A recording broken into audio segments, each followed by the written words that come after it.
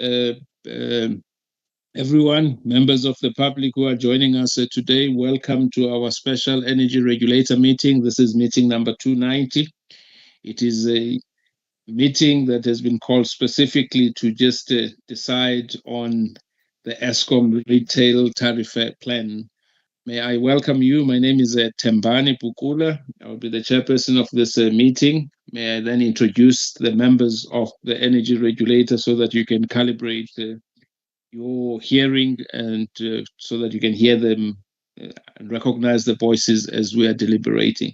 I'll start with the Deputy Chairperson of the Energy Regulator, Ms. Zandile Mpungose. Ms. Mpungose. Thank you, Chairperson. Good morning, members. Good morning, members of the public who are live streaming our proceedings. Thank you. Thank you, Ms. Mpungose. Next, I will come to the regulator member primarily responsible for piped gas regulation and also the acting regulator member responsible for electricity regulation at NESA, Ms. Nomfundo Maseti. Ms. Maseti. Thank you, Chairperson, and good morning to you and the members, and good morning to the members of the public that are observing today's proceedings. Thank you. Thank you, Ms. Maseti. Next, be the CEO of the Energy Regulator, Advocate Nomalanga Sithole. Ms. Sithole.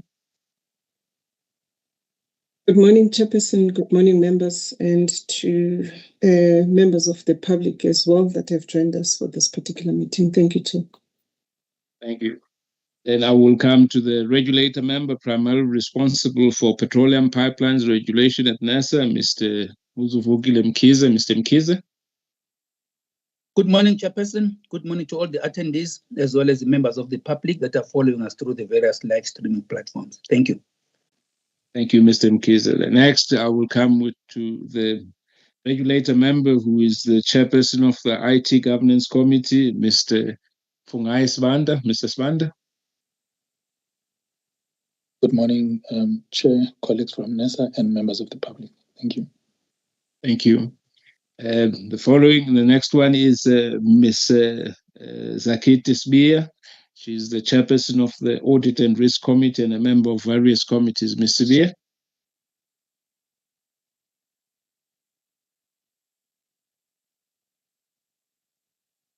If there's a technical glitch, I will pass Ms. Sibia and come to the next member of the Energy Regulator, the chairperson of the Finance Committee and a member of various committees, including the Electricity Subcommittee, Ms.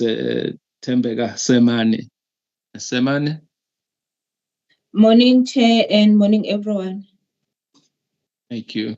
Ms. Sibia, when you are able to connect and talk, you will indicate so that we can get the members of the... Ms. Sibia, please go ahead. Apologies, Chair. Good morning, everyone. Good morning to all the members of the public who are joining us on the platform. Thank you. Thank you, Ms. Sibia. We are now going to go on to item number 3, which is the proposed agenda. And I would like the members to indicate if they have any changes or modifications they would like to make on the agenda. Item number 3. Any changes? Please raise your hand if you want to make a change. I see no hands on my side, so may I just request the members to raise their hands to indicate that they are in support of adopting this agenda.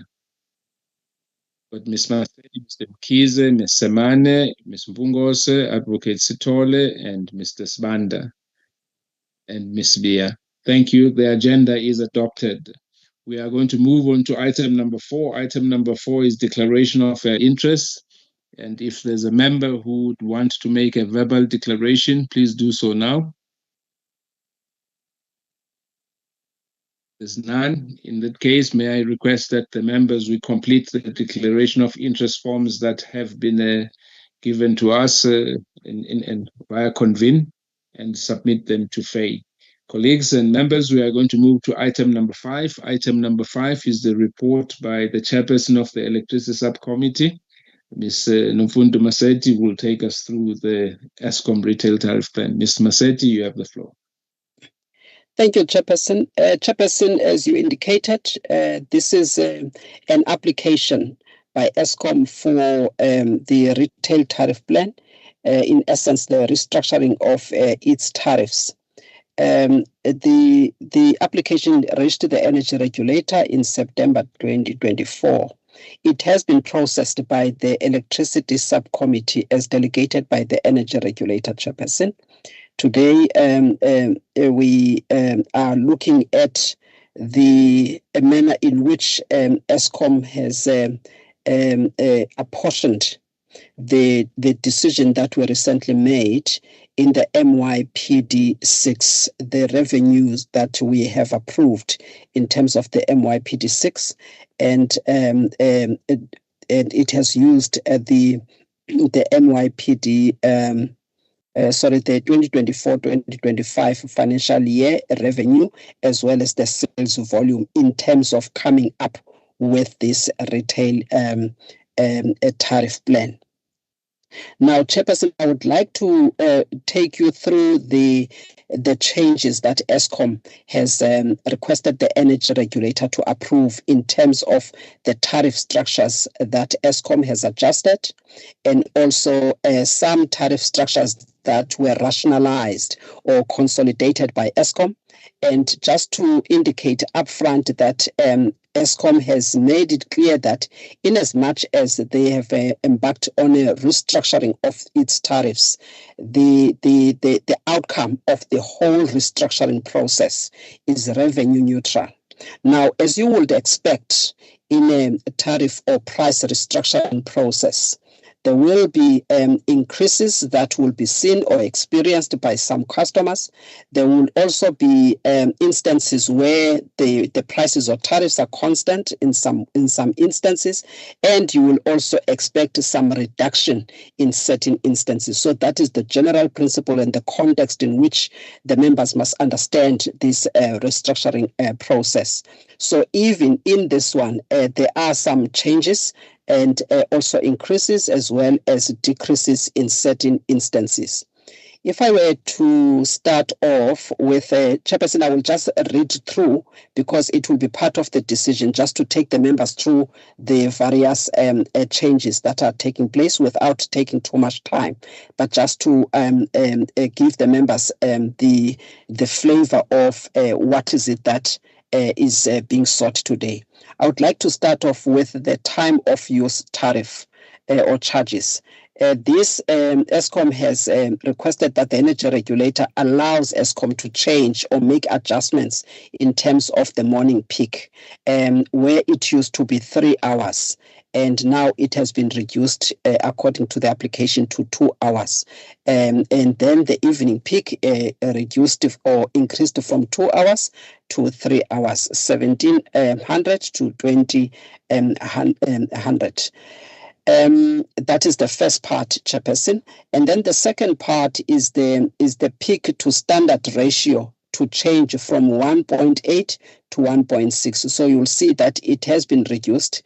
And there was an issue with regards to whether the 1.6 ratio is reflective of cost, of cost, or it is just to simply manage the demand. So it's really influenced mainly by the demand patterns and to provide a signal or to set a signal and also to manage the risk of too much consumption as opposed to reflecting the cost.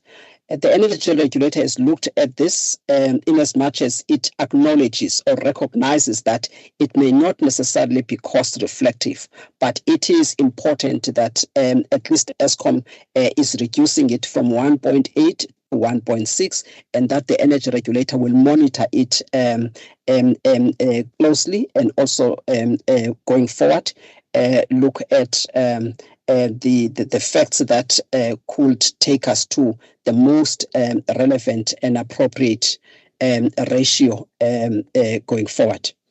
Now, Chairperson, with regards to municipal tariff rationalization, as I indicated before, that some tariffs are going to be rationalized or consolidated, and that will also assist other municipalities that were paying a high tariff. So in this one, the energy regulator approves the proposed consolidation, or the ELS indicated that the energy regulator approves the consolidation of multiple municipal tariffs into the three categories: Muniflex, Munich rate, as well as public lighting. So that's the change that is going to be made.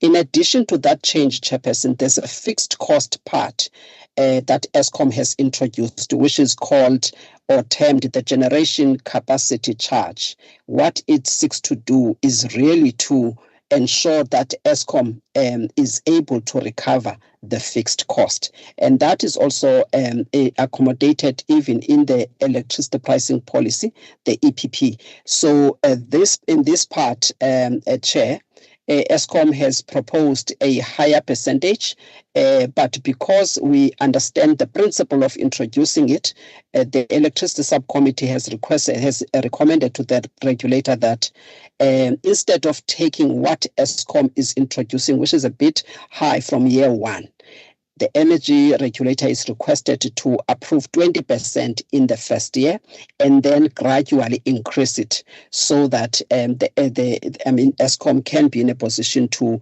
recover fixed costs. The next one is the residential tariffs. Chairperson, this one, the ELS also is proposing that the energy regulator approves it because it is an introduction of cost-reflective tariffs for home power as well as home flex, and it will be. I think there's a fixed component, or again on this one, Chairperson, that must be recognized. Again, just to mention on that part that the inclining block tariffs structure for home power and home lights is being removed by Eskom because it serves no purpose that it was intended for, and the energy regulator is requested to accept that removal of the inclining block tariffs. There's also unbundling energy charges, Chairperson, which seeks to introduce the fixed generation capacity charge, as well as the proposal to introduce it, or I think I've dealt with it, to introduce it in a step-by-step process from year 1, year 2, and year 3, so that it can be rebalanced with the variable energy charges. The energy regulator has also been requested to approve that. The network charges, Chairperson, I'm not going to read all of them. There are also service charges that are proposed by Eskom, as well as affordability subsidy charge in the gen wheeling or gen offset. This again, Chairperson, is recommended by the electricity subcommittee that it be removed. The affordability subsidy credit for customers, customers willing energy, so that all customers contribute fairly to inter-tariff subsidies. The others, Chairperson, will not. I think there are just 2 more that are part of what Eskom has requested the energy regulator to look into. Without taking too much time, Chairperson, I would like to also indicate that part of the concerns that were raised is particularly on the issue of the introduction of the fixed charges. Hence, also from our side, we have recommended that they be introduced in a phased-in approach, in as much as we recognize the principle of fixed cost recovery and the sustainability of Eskom in terms of being able to generate electricity. And the second concern is with the municipalities, in particular the city power concerns that it has raised, that by the changes that are proposed, which I read out, it will experience an increase of 29%, and that is also in respect of the removal of charging per account. Per account by Eskom, instead of looking at the point of connection or point of delivery. So City Power is of the view that it will encounter a 29% increase.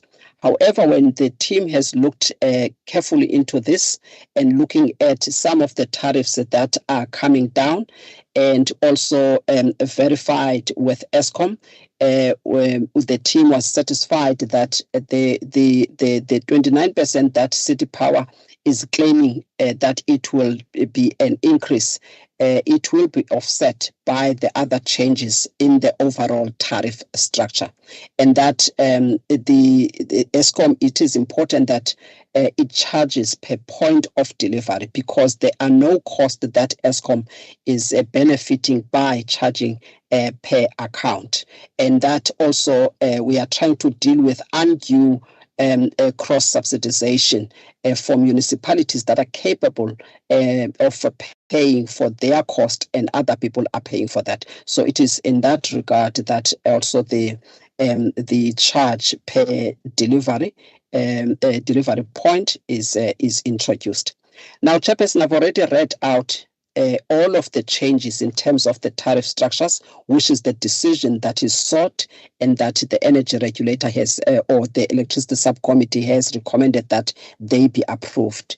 If you allow me, Chairperson, I will just read or just to refer the committee to the conditions that are requested by the Electricity Subcommittee, that they be part of the decision that I have read out in terms of those tariff structures.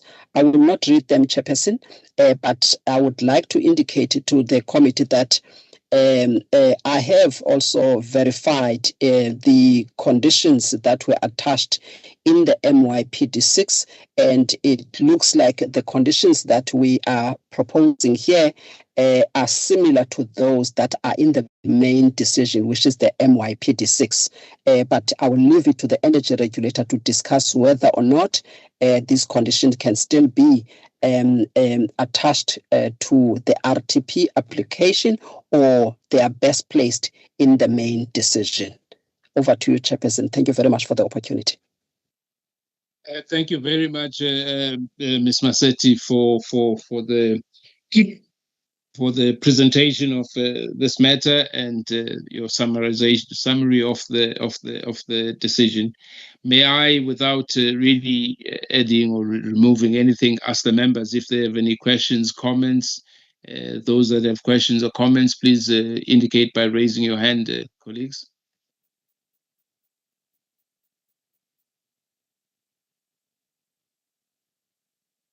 I don't see any hands. I'm not sure if I've got Mr. Sbanda. Thank you.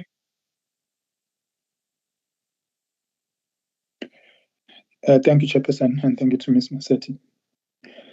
Just a few comments and maybe questions as well. I'll probably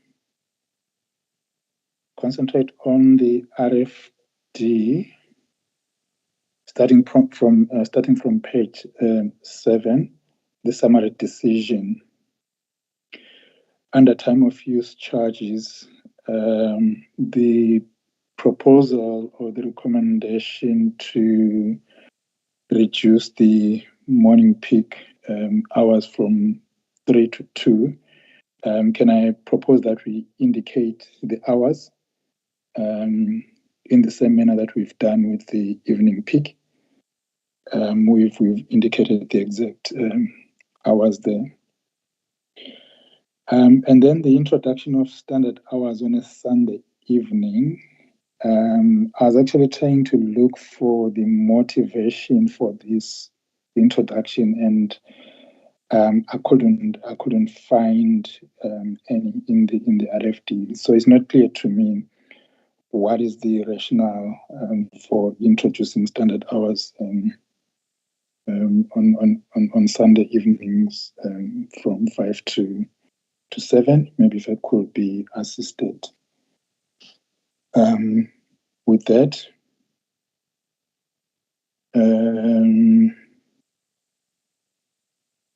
And then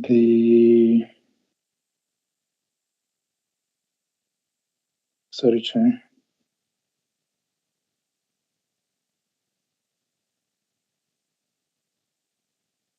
Then the next issue for me probably relates to the changes for home power. And basically the increase, I just have a concern with the resulting increase as a result of the removal of the IBT. And I'm looking at page 25 of 47. And I do understand that this is probably a balancing act where you'll have the restructuring resulting in certain increases and in some instances some decreases. But for me, this is a steep increase, which is almost double the rate of inflation. And basically, if you look at what's happening with the removal of the IBT, you have, I think there is an example that is provided by colleagues. But if you look at that example, it's actually your lower volume users that end up paying more as opposed to high consumption households. And that to me further cements the concern that I have around this, the changes around home power. So I'm trying to look at the example that was given. Yeah, it's on page 39. I hope that's the one. Yeah. So basically, you have lower volume users that end up paying more as a result of this increase, and essentially people that use lower volumes would be your poor households, and you have your high volume users paying relatively less. So I'm not sure if colleagues looked into that, but for me that's a concern.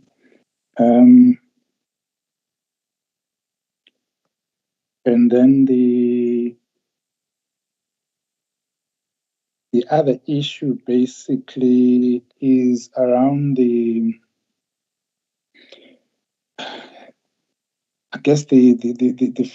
fixed charge, and it seems to me, and I'm on page 30, paragraph 8.5.2, the proposed changes for home power, and you've got these components that make up the fixed charge. You've got the legacy charge, the generation capacity, the network demand charge, ancillary service, and the service admin costs. I'm not too sure, but it seems to me that as Eskom in a way is increasing what the revenue that it can recover from fixed charges as opposed to variable charges. And I'm not sure if that's the right way to proceed at this point in time, given the challenges that we have. But it's just a concern around the increase in the fixed charges.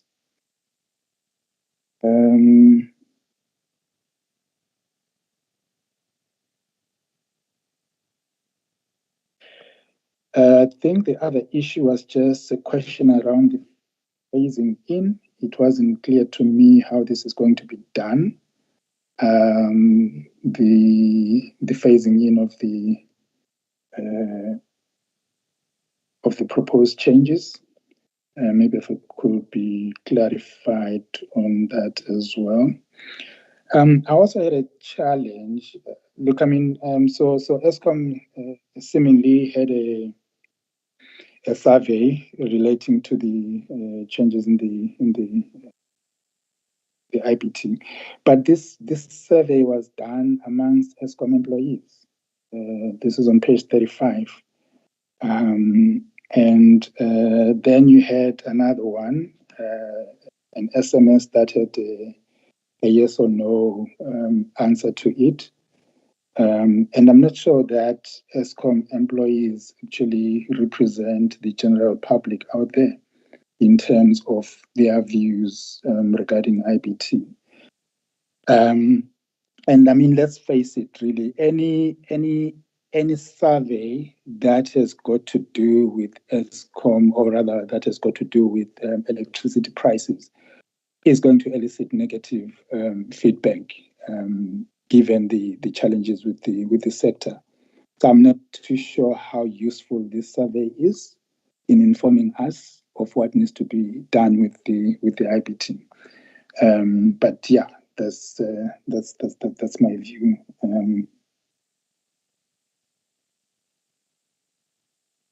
And then the last issue that I have basically is our responses to the stakeholder comments. Anisha B.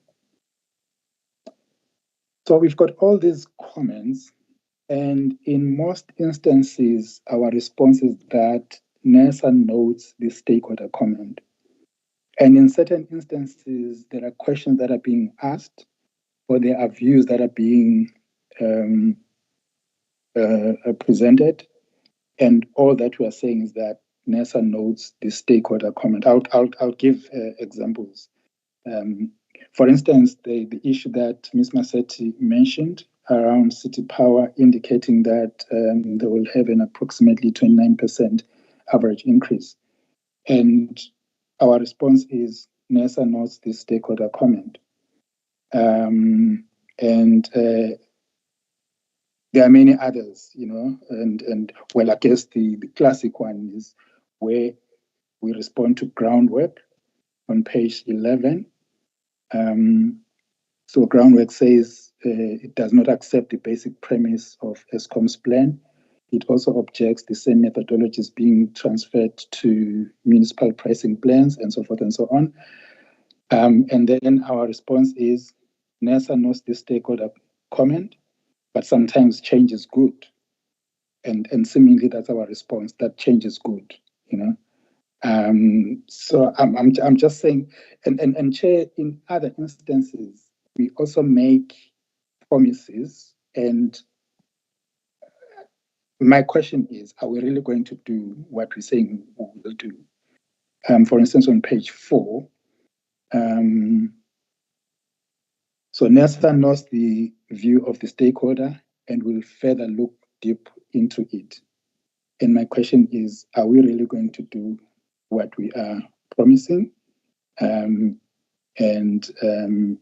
If so, well and good. But I also noted elsewhere where a stakeholder says this IBT proposal is not new. It was rejected a few years back, and that's on page 16. It was rejected a few years back due to NERSA initiating a study to assess the impact of removing IBTs. The NERSA study, if concluded, does not appear to have been released in part or in full to the public. So it could have been something that maybe we said in the past and we didn't follow up. I'm not too sure. But I'm just raising this to say perhaps we just need to make sure that if we say we're going to do something, let's make sure that we do it. Thank you, Chair. Thank you very much, Mr. Svanda. Ms. Massetti, before you respond, I see Mrs. Bia also has a hand up. So please go ahead, Mr. Bia. Thank you, Chair. Chair, without repeating some of the issues that were raised by Mr. Smanda, my issue was also on 852, the issue of IBT, because my understanding, firstly, is that Eskom came up with IBT. Maybe if, I'm juggling my mind.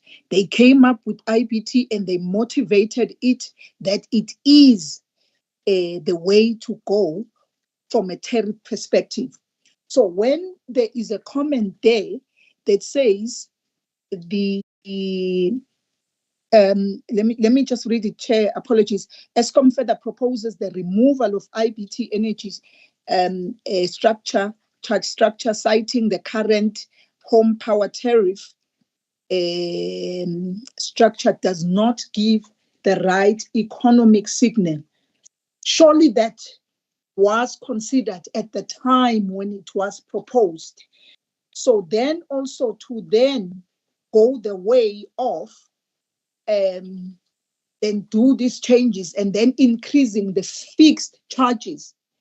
Isn't this one of the methods where ESCOM now is trying to recover a lot of costs, because you find that if I'm talking from residential perspective, the majority of the residential users are now utilizing less and less of ESCOM electricity and using solar. Isn't this a way of securing revenue by making sure that the increase go to the fixed charges? I know it might be unfair because I'm asking the team, but maybe the team would have asked ESCOM, because for me, it's an issue of saying ESCOM is losing out on revenue when it comes to IBT, as a lot of people moved to solar, and therefore that lost revenue. Then the issue of increasing the fixed charges is, for me, the concern, because then it means they are recovering that lost revenue. So I just wanted clarity about that. Thank you, Chair.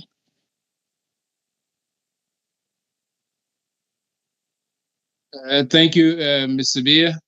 Ms. Maseti? Ms. Sibiya, your hand is up again, or is there something you forgot?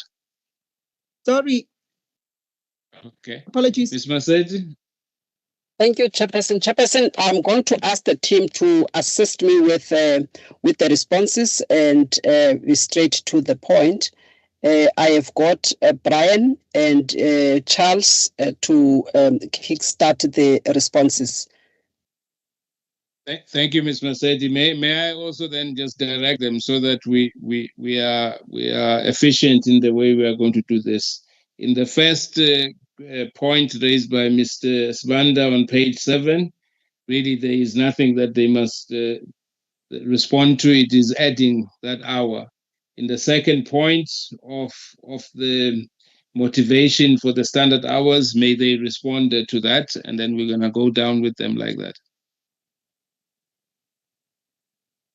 Thank you, Chairperson. Let me start with Charles. I don't see Brian. Let me start with Charles and then Thabo Chabalala. Thank you, Chairperson. Thank you, Mr. Sethi, and good morning to the members and everybody online. The ESCOM stated or has indicated that they're starting to see a significant peak on a Sunday night, which is what they weren't seeing before. So that is the reason that they have asked to introduce the standard time in the Sunday evening. With regard to the IBTs... Charles, may I just interject there? So what Mr. Sibanda was really saying is that, can we have that reason in the reasons for the decision, that we are accepting that there is now an increase in the peak, hence there's that change? Or if it is already in the RFD, if you could direct Mr. Sibanda to that one, Charles. I don't think it is already in the RFD, Chairperson, so it'll have to be added. Thank you, Charles. Thank you, Charles. You had Thabo, your hand was up. Did you want to add anything? I'll come to you, Mr. Sibanda. Thank you, Chairperson. Charles has covered me. It will be enhanced in the RFD around the TOU. Okay. Thank you, Chairperson. Thank you. Mr. Sibanda? No, thank you, Chair.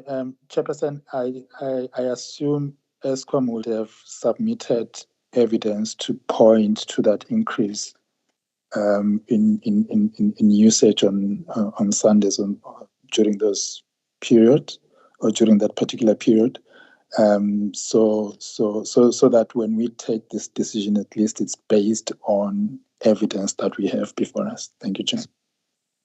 Thank you, Mr. Sibanda. Charles, you would also just add that evidence, because I have seen that, but I just don't know if it is added in that way that Mr. Sibanda is proposing in the RFP? It will be added that way, Chairperson. Thank you. Then can we go to the next one, the IBT? And I think the question really is that when we look at home power, that it appears as though those who are going to be paying more are the low consumption customers. And I think when we answer this one, could we couple it with what Ms. Beers has asked, that the IBT removal, all of the reasons that Eskom has given, and is this not just a way of Eskom covering the revenue that they would lose because certain customers are now using solar PV systems? Thank you, Chairperson. First of all,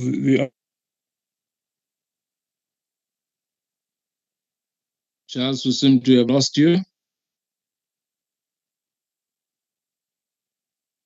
Charles?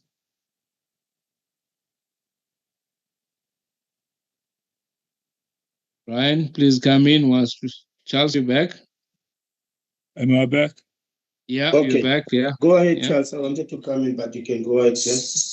Sorry, I don't know what happened. It must have been my connection. The IBT was introduced by NERSA. It wasn't Eskom's idea. And the IBT was essentially based on an intra-tariff subsidization. In other words, where the high-end users would subsidize the lower users. And so that the high-end users have sort of stopped using the power so much. And that means that the subsidy is not working at all. And that's the reason for rebalancing the tariff to remove the IBT. The fixed charges, the issue with the fixed charges is a concern, but the problem is that Eskom is facing difficulties, is the move in the industry to a market. And they have to prepare in some way for that. Currently, the standard tariff now includes all the generation charges, fixed and variable, as a variable charge in the energy charge. And so what has happened is they've requested to start charging separate fixed charges to cover the generation fixed charge and to get a proper cost reflectivity. And that's the reason. And the reason that we have, in actual fact, requested them to reduce that and phase it in over a longer period is because of the concern over the fact that the low-end users will be paying more and the high-end users will be paying less. But we have tried to rebalance that out as far as possible. Thank you, Chair. Thank you, Charles. Can you just indicate that Mr. Sibanda had indicated that he's not clear? Can you provide some clarity on the phasing in of the fixed tariff? The fixed portion of the tariff. There's two parts of that. The first part is the phasing in of the generation fixed charge, which is the generation capacity charge. That was quite a significant step that Eskom were requiring, and we have proposed that it's phased in at in the first year, 20% of what they actually proposed, and at 30% in years 2 and 3. And in addition to that, they introduced the service charge per account, and that also added a significant step to the low-end users, and we requested that be phased in equal amounts over the next 3 years. Thank you, Chair. Thank you, Charles. May I just come back to you, Mr. Sibanda? I think the issue around that the lower consumption customers are going to be paying more, and it is this rebalancing. Are you covered in the response? And also you, Mr. Bia, around that it is recovering the revenue that they would have lost because the subsidy that was inherent in the IBTs is not there anymore. Are you covered by the response, or do you have follow-up questions? So I'll start with you, Mr. Spand. I'm covered, Chair. Thank you. Ms. Sabia? Thank you, Chair. I'm fine with the response. Thank you, and thank you for confirming. I wasn't sure if it was a NESA idea or it's an ESCOM idea, but thank you for confirming. Thanks. Thank you. And then the other question that Mr. Spander had asked was around the survey and the validity of the survey, if it was just ESCOM employees. If you could address that. Yeah, I think the best person would be Ntabi Sen, because she was the actual person that was dealing with that survey and the study. If she can come in, please, Ntabi Sen. Thank you, Chairperson. Good morning. Yes, the survey they've done, ESCOM done 2 surveys. They've done one online. Also, they did the SMSs. The online one was done on their employees, and the SMSs was done on their customers, the ESCOM customers, that 900,000 customers. They sent, I think, the response was that 900,000. And we felt that it's more sufficient. Ms. Map, I'm not sure. I think the question was the validity of that and the assessment that we had done. Are you saying that you are happy with the assessment of the 900,000 customers of ESCOM and the ESCOM employees? Because that's what Mr. Spanda was asking, the validity. I've raised my hand. I don't know if you can see it. Can I try? Yes, I can see you can respond. Yeah, I think apart from that survey, I think we have also learned through public hearings, not just on the ESCOM MYPD, but in general, all public hearings, the issues that are coming out are that there are more problems with the IBTs than was the intended solutions. The intended solution being that we need affordable electricity for the poor customers, but also we need to have a efficient consumption by the high-end customers. But what has come out is that it actually resulted, for instance, when you talk about we based IBTs on the amount of volumes that customers were consuming. But we find that the opposite actually worked for the richer customers, where you find, as an example, that you've got a holiday house in Cape Town, but you are living in Joburg. Your consumption per month is near to zero, and therefore you are actually benefiting from the IBTs. And but that IBT was actually meant for that customer that is not affording. But on the other side, also, we find that because of it's based on consumption, we find that especially in townships, I know a place in Soweto, in Orlando, where you find that in one yard you've got about 10 shacks, and it's more than one family, but they've got one point of supply. Their consumption is more than 1,000 units, and therefore they actually are supposed to be paying at the high end of the IBTs. So that was also confirmed with that. But also that survey also is speaking to that kind of language, and that's why we actually say we can confirm that what ESCOM has got as a result of that survey is also aligned with what we've heard even in the public hearings and our own consultation processes. Chairperson, thanks. Thank you, Brian.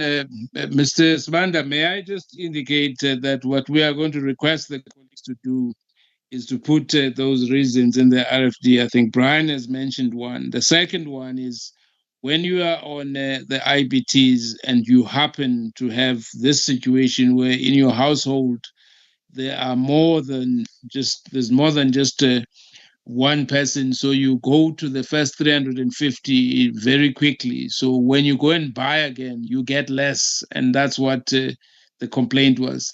The other point that the survey really came up with is that when you want to buy electricity for the time that you have money because of the IBTs. If you buy more than the 350, so the second lot that you buy is going to be more expensive and you'll get lower units or lesser units. And it was really those complexities that were not anticipated in the design of the IBTs that are requiring this change. But I am not sure if you are sufficiently covered on the point you were raising that the lower consumption customers in the example given on page 39 are going to be paying more. Are you covered in that one as well, Mr. Smart? Yeah, Chair, I'm covered. I think I do take Mr. Sitotlo's explanation, although I still have my misgivings regarding the surveys, but I do take the explanation. Thank you. Thank you. Mr. Smander, there were other things that you mentioned around the stakeholder comments. I want to request the regulator member responsible for electricity regulation if we could take this back and get the members or the team to really look at them and also really mind our language in things like change is good. I have it underlined here as well. It's not a response. It's an opinion that is not suitable for documents that the energy regulator would issue. I'm back to you, Ms. Maseti. Thank you, Chairperson. Chairperson, yes, we will request that it be taken back. I forgot to mention that I would like to withdraw it because we discussed with the acting executive manager that that document needs to be worked on thoroughly. It is not looking good. But also, I think the team now, it's not the first time that they are always cautioned about the language and the way in which they respond to stakeholder comments. I think I'm hoping that as of today, they will learn from what the members are saying, so that they have a way of responding on behalf of the energy regulator, so that we don't have to again raise the same concerns about the manner in which they respond to stakeholder comments. So we are requesting that it be taken back, Chairperson, as you have also suggested. Thank you very much. Thank you. Thank you, Ms. Maseti. Members, I'm going to take you back. There's a point that we had discussed around the conditions that we are going to deal with last, but I just want to take you back to the decision that Ms. Maseti has proposed. The first one is on the time of use, and we have indicated that we'll add also the morning peak hours to indicate in the same way as we've indicated the evening peak hours. So I want to check if members are in support of approving the first recommendation, the 1.1 on the time of use changes with those additions. If you could do so, members, by raising Ms. Mased. Okay. Oh, I'm behind. So it's Ms. Maseti, Mr. Spander, Advocate Sitole, Ms. Bia, Ms. Samane, and Ms. Bungose. 1.1 is approved, and can we go to 1.2, the municipal tariff rationalizations, if members are in support of approving both A and B, as read out by Ms. Maseti? Please raise your hand, colleagues. Got Ms. Maseti, Ms. Samane, Mr. Mkize, Ms. Bia, Mr. Spander, Advocate Sitole, and Ms. Bungose. Thank you. We're on 1.3, the residential tariffs, the changes that were proposed in A or B, A and B, as read out by Ms. Maseti. We could indicate by raising our hands. We've got Ms. Maseti, Mr. Mkize, Advocate Sitole, Ms. Samane, Ms. Bia, and Mr. Spander, and Ms. Mbungose. Thank you. We are on 1.4, the unbundled energy charges. We've got A and B on that, as read out by Ms. Maseti. If we could indicate by raising our hands. I've got Ms. Maseti, Advocate Sitole, Mr. Mkize, Mr. Spander, Ms. Bia, and Ms. Mbungose. Thank you. It's approved. We were 1.5, the network charges. Only one recommendation as read out by Ms. Maseti. If you could indicate, colleagues, by raising your hands. We've got Ms. Maseti, Advocate Sitole, Ms. Semane, Mr. Bia, Mr. Mkize, Mr. Spanda, and Ms. Mbungose. We are on 1.6, the service charge per point of delivery.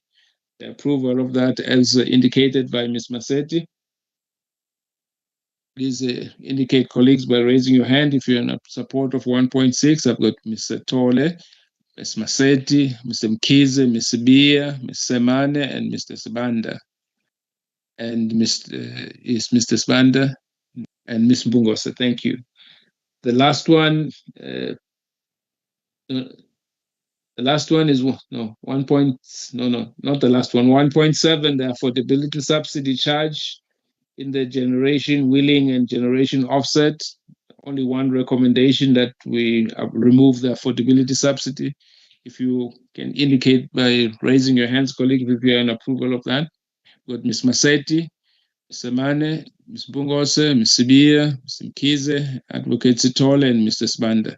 Thank you. The last one is the amending the transmission loss for generators to reflect the current network configuration. That's 1.8, as read out by Ms. Maseti, that we're approving the loss factors applicable. I've got Ms. Maseti approving, Ms. Mbungose, Mr. Bia, Mr. Mkize, Advocate Sitole, Mr. Spanda, and Ms. Semane. Thank you. And colleagues, those were approved. And then I think on 1.9, there was a recommendation that we remove this, as these are taken care of by our decision in the Energy Regulator. May I see if there's anyone who is against approving that we don't put in these conditions? If none, colleagues, can we then agree that we will not have the conditions? If you could indicate that by raising your hands. I've got Ms. Maseti, Ms. Semane, Ms. Bungose, Advocate Stole, Mr. Bia, Mr. Mkize, and Mr. Spanda. Colleagues, we have done all of the approvals that were required for this item. I am now going to request that we have given some actions to be undertaken, and I will now request that we close the meeting. But before we do that, may I thank all of the members of the public who have been following us, and thank you for your support. And we do get the comments that we make, and we do make the improvements that we need to make in our discussions. And I do want to appreciate also the input first from the regulator members for expressing their views and their points in these discussions, and also for accepting what has been given as the responses. And as I always say, these are not easy decisions. We have to balance a lot of conflicting requirements.